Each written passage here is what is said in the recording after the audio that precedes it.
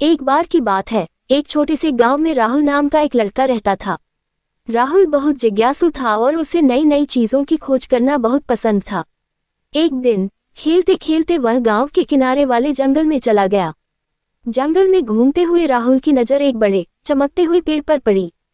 ये पेड़ अन्य सभी पेड़ों से अलग था क्योंकि इसकी पत्तियां सोने की तरह चमक रही थी। राहुल ने उत्सुकता से पेड़ के पास जाकर उसे छूने की कोशिश की। तभी पेड़ की एक शाखा हिली और एक गहरी आवाज आई, राहुल, मैं एक जादुई पेड़ हूँ। तुम मुझसे जो चाहो वह मांग सकते हो। राहुल हैरान हो गया, पर उसने साहस जुटाकर कहा, मुझे बहुत सारी मिठाइयाँ चाहिए। जादुई पेड़ ने हिलते हुए कहा, तुम्हारी इच्छा पूरी होगी। और अचानक ढेर सारी मिठाइयाँ जमीन पर गिर पड़ी। राहुल खुश होकर मिठाइयाँ खाने लगा। अगले दिन राहुल फिर उस जादुई पेड़ के पास गया। इस बार उसने खिलौनों की मांग की। पेड़ ने फिर से उसकी इच्छा पूरी की और ढेर सारे खिलौने आ गए।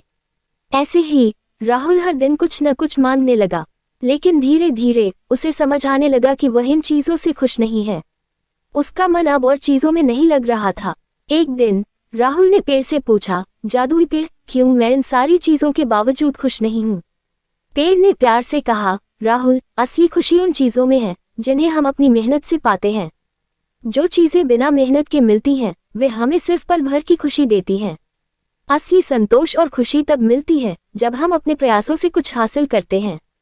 राहुल ने पेड़ की बात समझ ली। उसने पेड़ को धन्यवाद कहा और घर लौट आया। उस दिन से राहुल ने मेहनत करने की कसम खाई। अब वह किसी चीज के लिए पेड़ के पास नहीं जाता, बल्कि अपनी मेहनत और लगन से सब कुछ प्राप्त करता।